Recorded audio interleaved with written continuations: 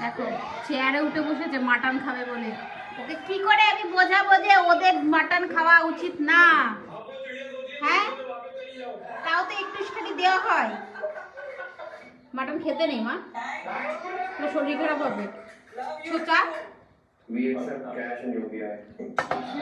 Mutton কেউ খায়?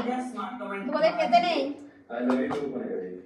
এই খাই না, যাও ঘরে যাও, খেতে নেই, শরীর খারাপ করবে তো। মাটন তোমাদের জন্য না মা, তুমি তাও অনেক মাংস খাও। নামো নামো নামো, আমি ওগুলো ফেলবো, তুমি নামো নামো। দেখো বসেছে, দেখো